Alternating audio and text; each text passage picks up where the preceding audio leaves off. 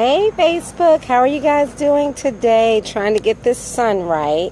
It is time for Let's Talk About It. So how are you guys? I think that's better. Still got this thing above my head, but we're going to work it out. Okay, how are you guys today? I'm going to start out by saying hello to everyone. I will address everyone individually at the end of the session, and I hope that you guys will interact with me throughout this session. That is really, really important because it's called Let's Talk About It, meaning you're talking with me.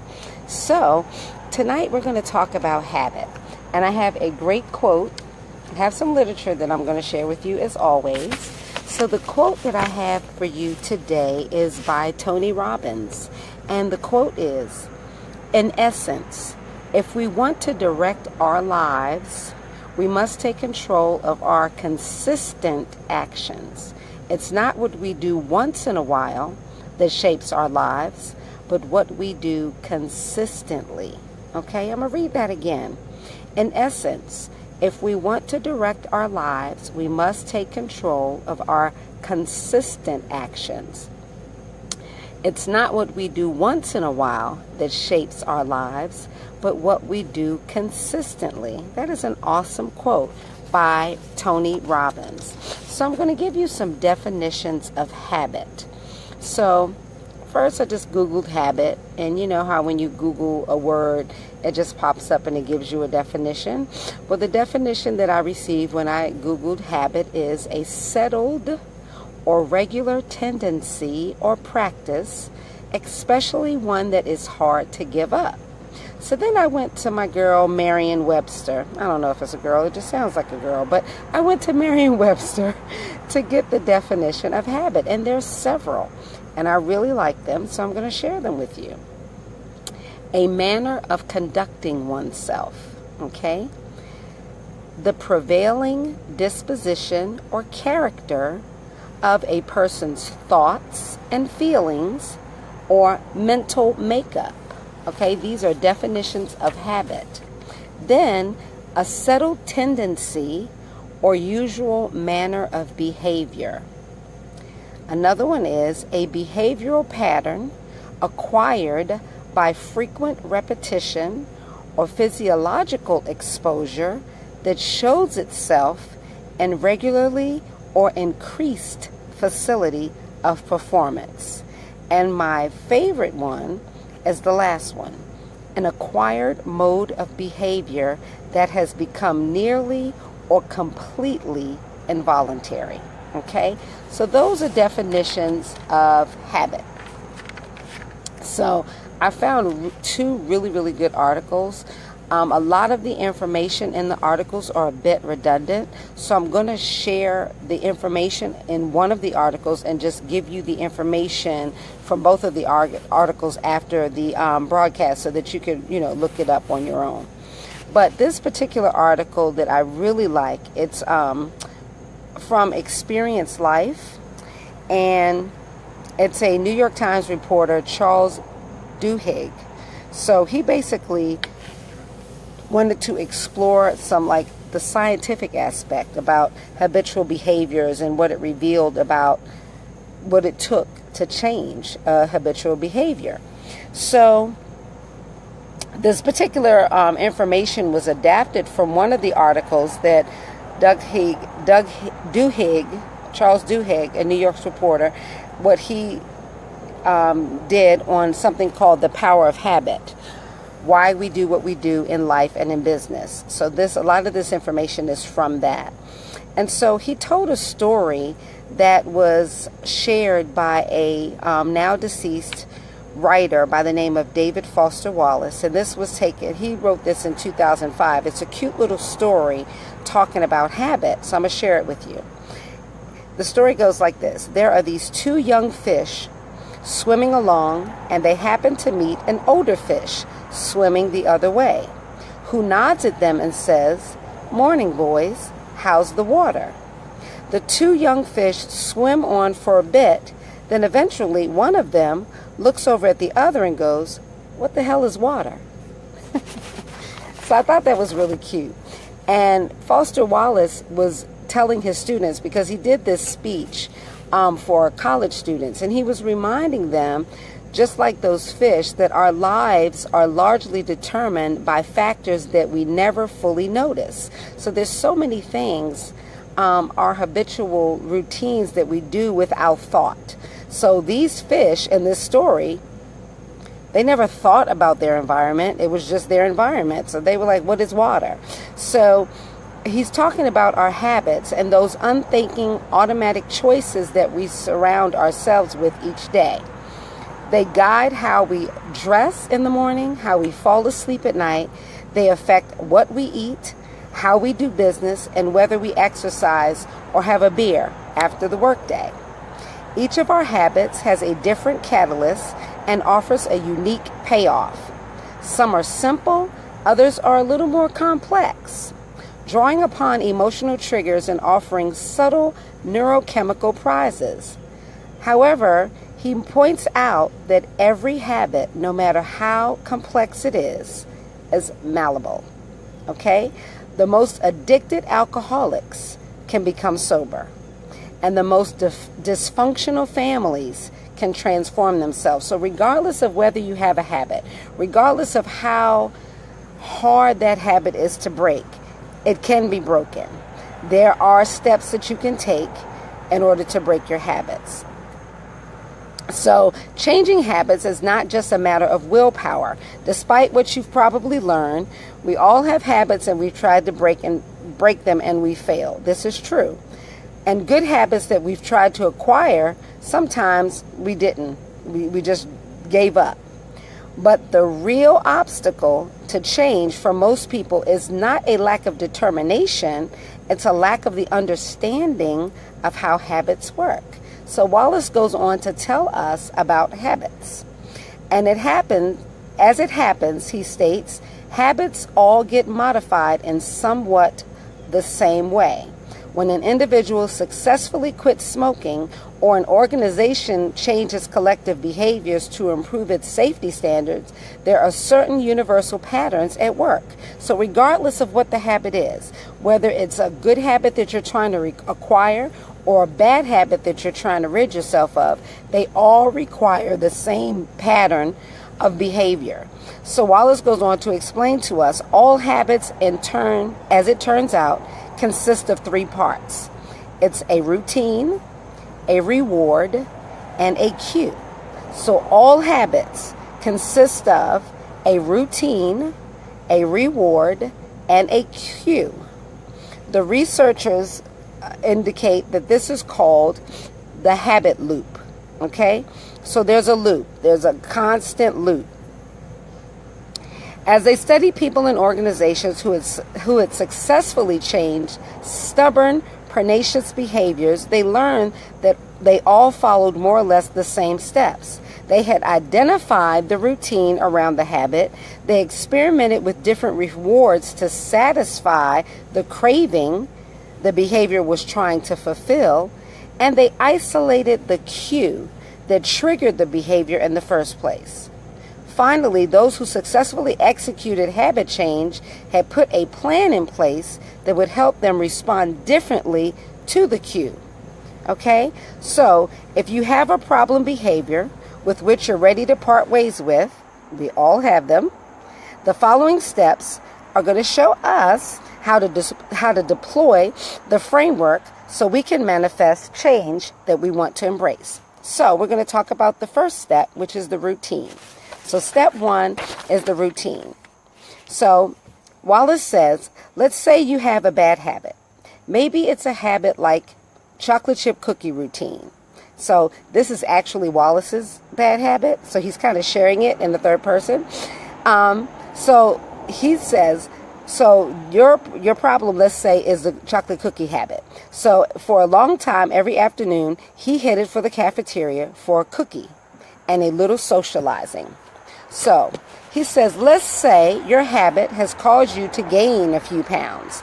In fact, let's say that this habit has caused you to gain exactly 8 pounds. So apparently, Wallace gained 8 pounds with his cookie habit. Okay, and his wife apparently pointed it out to him a couple of times. So he tried to force himself to stop, and he was not successful. So he even went so far as to put a Post-it note on his desk to say no more cookies, and that did not help him. Every afternoon, he managed to ignore the note. He got up, he wandered to the cafeteria, he bought the cookie, and while chatting with colleagues around the cash register, he ate it, he felt great. Then he felt bad, and he claimed that tomorrow he was not going to do the cookie thing. But of course, tomorrow he did the cookie thing all over again. So, how do we hope to change a behavior that we keep doing over and over again? So the first step is to identify the routine. With most habits, the routine is the most obvious aspect. It's the behavior you want to change. Let's say your routine, like his, is that you get up from your desk in the afternoon and walk to the cafeteria to buy a cookie. And while eating it, you chat with friends. So next, some less obvious questions. What's the cue for this routine? Is it hunger? So is it that he's craving the cookie? Is it hunger? Is it boredom? Is he just bored so he wants to get up and the cookie is just an avenue to get up? Is it low blood sugar? Does he need a boost? Is he tired? Is he using that cookie in order to, give him some more energy? So that's the key, to find out what it is that your routine, what is it that habit is satisfying? Okay? So what's the reward? You need to figure out too. Is the cookie the reward? Is it the change of scenery that's the reward? Because remember, he's getting up from his desk and he's walking. Is a temporary distraction the reward because he's so bogged down with work that he needs this break in his routine? Or is socializing with colleagues the reward? Does he just need that interaction? Or is it the burst of energy that cookie gave him? So you have to figure out what it is that your habit, what is causing it, and what is the reward? What are you gaining from this habit? Okay, so in order to figure that out, you have to do some experimentation, according to Wallace. And that's what it is. You're experimenting with rewards. So that's step 2. This is really good. I really like this part because he gives us some information that I never considered before with dealing with habits. He says rewards are powerful because they satisfy the craving. We often are not conscious of the craving that actually drive our behaviors. So we might think we are craving like something like online shopping, but it's really something else that we're after. Distraction from a task, or a change to daydream a little bit. To figure out which craving are driving particular habits, it's useful to experiment with different rewards. So this is the part I really like. This might take a few days, a week, or sometimes even longer. But no matter how long it takes, you shouldn't feel any pressure to make a real change yet. At this point, just think of yourself as a scientist collecting data. So you're trying to figure out, you're going to play around with these rewards to try to figure out what exactly are you trying to satisfy? What exactly is the motivation behind the habit? So on the first day of the experiment, when you feel the urge to submit to the habit you want to change, adjust your routine so it delivers a different reward. So we're going to keep with this cookie theory. So we're going to keep with that habit of the cookie routine. So, for instance, if it involves getting a cookie, you can still get up from your desk, but instead of walking to the cafeteria, walk around the block and go back to your desk without eating anything. The next day, go to the cafeteria and buy a donut or a candy bar. Eat it at your desk. Then the day after that, go to the cafeteria, buy an apple. Eat it while chatting with your friends. Then try a cup of coffee. Then instead of going to the cafeteria, walk over to a not-so-busy friend's office and gossip for a few minutes before going back to your desk. Basically, do you understand the idea behind this? What you choose to do instead of buying the cookie isn't important. The point is to test different hypotheses to see which craving is driving the routine. So basically what you're trying to do is to see if the craving is the actual cookie, or is the craving the socialization, or is the craving a break in the monotony of your job? What exactly is driving the routine? So he says, that addicts in recovery learn early that they almost never drink for intoxication, but because it helps them access certain rewards, whether it's relief from work stress or escape from worries or freedom from social anxiety. So are you really craving the cookie? Or is it the break from work? Is it the cookie because you're hungry, or is it the cookie because your blood sugar is low? So basically, if you're like, did the coffee satisfy the craving, or if, for example, if you went and you got the apple and you came back to your desk and you were fine. So it really wasn't the sugar from the cookie necessarily, because the apple did the trick. Or if you went and got the cookie and you came back to if you went and got the apple and came back to your desk and that wasn't okay, you still wanted to get up, then maybe it's not the cookie or the apple at all. If you went to see your friends and you came back to your desk and then you were fine, you were able to work during the day, so maybe it was a socialization that you needed. So basically, changing the reward helps you to figure out what exactly is that habit. What is it that you're really seeking? That's how we change the habits. As you test 4 or 5 different rewards, you can use the old trick to look for patterns. After each activity, now this part is important, he says. After each activity, jot down on a piece of paper the first 3 things that come to mind. They can be emotions, random thoughts, reflections of your feelings, or just the first 3 words that pop into your head. The reason why this is important, Wallace says, to write down the 3 things, even if they're meaningless words, is twofold. He says it forces a momentary awareness of what you're thinking or feeling, and studies show that writing down a few words help you to recall later what you were thinking at that moment. I thought that was really, really powerful. At the end of the experiment, when you review your notes, it will be much easier to remember what you were thinking and feeling after you got the reward. This will help you figure out what it really is. After you scribble down a few words, set an alarm on your watch or computer for 15 minutes.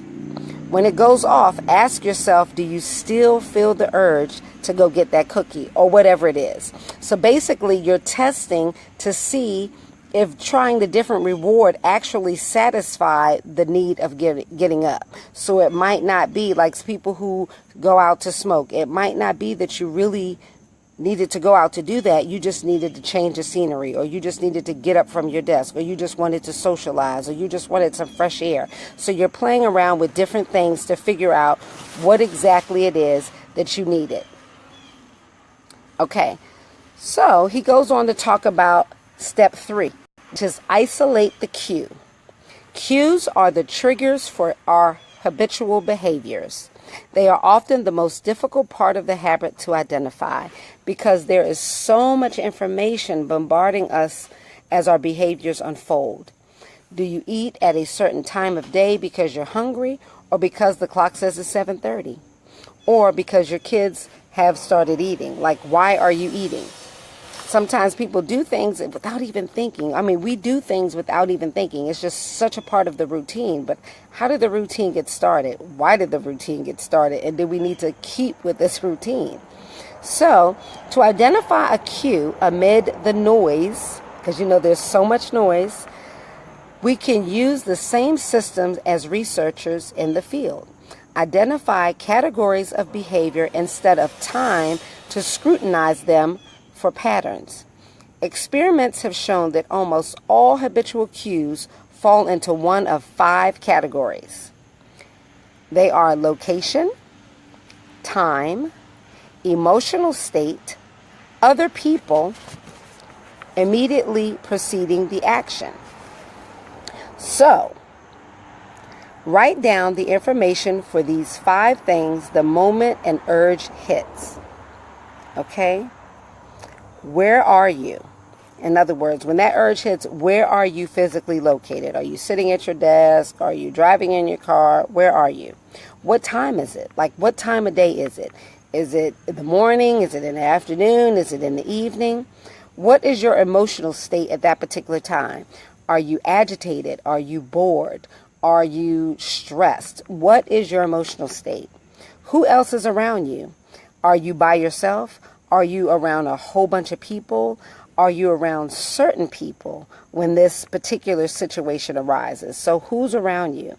And what action preceded that urge? Like, what happened? Were you answering an email? Were you answering the phone? Were your children screaming and hollering?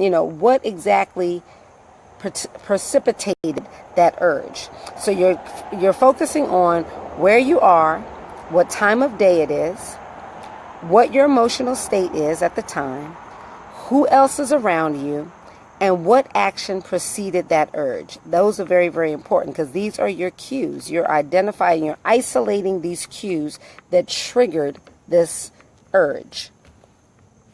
Okay, so he says that he did this for 3 days, and it became pretty clear which cue was triggering his cookie habit. The cookie habit time. He felt an urge to snack around 3:30 each day. He had already figured out in step 2 that it wasn't hunger that was driving his behavior. The reward was seeking a temporary distraction, the kind that comes from gossiping with friends. So it wasn't even the cookie for him. It wasn't anything but actual need to just have a temporary distraction. 3:30 at the day, he probably was drained, he was tired, but it wasn't time to get off, so he just needed that change. And that change developed into a habit of getting a cookie, but it had nothing to do with the cookie. The cookie was just a means to an end.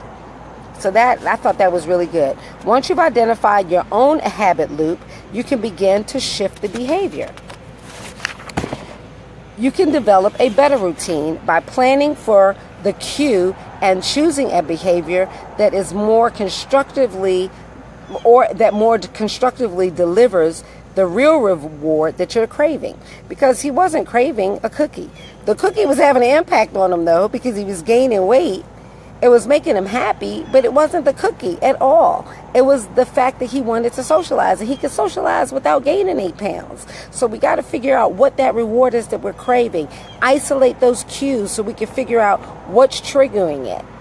And then step 4 is to make the plan. This is the important part. So we have identified the routine. We've identified the cue.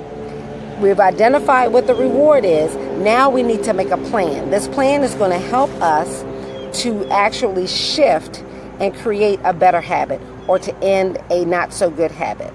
A habit is a choice we make at some point and then stop thinking about it. Like we consciously make a choice to do this. At one point we weren't doing it, and now it's just so involuntary. We just do it without thinking. We continue doing it without any effort whatsoever. Often we do it every day. Put another way, a habit is a formula our brain automatically follows. When we see the cue, we automatically do the routine in order to get the reward. Okay, so it's that habit loop. The cue, the routine, the reward. It's that loop. To re-engineer the formula, we need to begin making conscious choices again. And the easiest way to do this, according to study after study, is to have a plan. So, we have to figure out what the plan is. Okay, so Wallace says that he learned that his cue was time. The cue was that 3:30 mark. That was his cue. So he knew that at 3:30, he needed something to happen. So he experimented, and he learned that it wasn't the cookie that he was craving. It was the distraction, the opportunity to socialize, just to change the scenery for a minute, to break away from that desk. So he wrote a plan. At 3:30 every day, I will walk to a friend's desk and talk for 10 minutes. So he made that plan. Okay? He decided, he made a conscious effort, he documented it. This is what I'm going to do at this cue, at this trigger time. This is what I'm going to do that's different than what he was already doing. It didn't work immediately, he said. There were some days that he was too busy and he ignored the alarm, and then he fell off the wagon, he said. Other times it seemed too much work to find a friend to chat with. So it was easier to just go get the cookie. in the cafeteria, because there was always someone in the cafeteria to gossip with.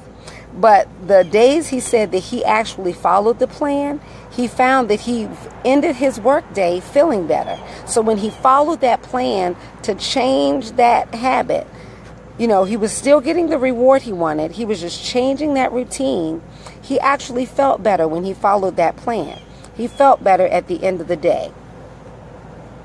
So eventually, it got to be automatic. When the alarm rang, he found a friend and ended the day feeling just a little bit better, a sense of accomplishment. And after a few weeks, he hardly thought about his routine anymore. It became a habit. So the clue, the goal here is to figure out what it is that is triggering that need to do whatever it is you're doing. What are you actually seeking? What is the reward that this habit is seeking? The routine, the cue. Don't forget, we got to look at, and go back to those things that he said that we need to think about. We need to think about where we are when this is happening, what time of day it is, what time is it, what our emotional state is. Are we bored? Are we frustrated? Are we stressed? Who else is around us? Are we by ourselves? Are we in a room full of people? And what action preceded the urge? Did we just get off of a stressful conference call? Were we just looking at our millions of emails? What triggered the desire to do whatever it is that you're trying to change? Those are really, really, really important. So I thought that this was an awesome article. And then he was talking about, he gave some examples. Let me just read this for a second. So he pointed out a really good thing. He said there are certain habits that once broken or adopted tend to produce a landslide of other positive changes. They are known as keystone habits. They reveal that successful change doesn't depend on getting every single thing right, but instead relies on identifying a few key priorities and fashioning them into powerful levers. Studies from past decades examine the impact of fitness on people's daily routines have found that when people start exercising, even as infrequently as once a week, they start changing other unrelated patterns in their lives. So that's really, really powerful. And take note of that with yourself. Take note of when you do make a change, if it causes other change that's end up being beneficial to you that you hadn't intended on making. And see if there's some sort of patterns there. Kind of document it. Keep a journal. I always recommend jotting things down so that you can see patterns, or you can see different nuances, or what's changing. Keep a journal whenever you're trying to do something or you're starting something new. Keep a journal of your progress. Keep a journal of what your thought process is. Keep a journal of how you're feeling, or what was successful, what wasn't successful. Just like he said in early in the article, when you change and you try to find those different patterns, jot down the 3 things that come to mind so that it can jar your memory when you go back to look at it, so that you could see if the pattern actually satisfied whatever that craving was. So if you're trying to change a bad habit or start a new habit, that is something that is really, really a good suggestion to do. Now, this article was really, really good. The other article I have that I want to share with you, I'm not going to read the whole article to you because let's see, what time are we?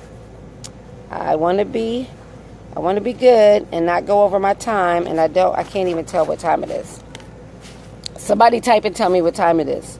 The other habit that is really, really good, it's called Hacking Habits, How to Make New Behaviors Last for Good. That is a great article. And I am going to put this information in the comments for you. But this one talks about the loop again. It talks about the habit loop. And it has a lot of the same information that it had in the other article. That's why I wasn't going to share both of them. But one thing that was in here that was really, really good that I liked. Um,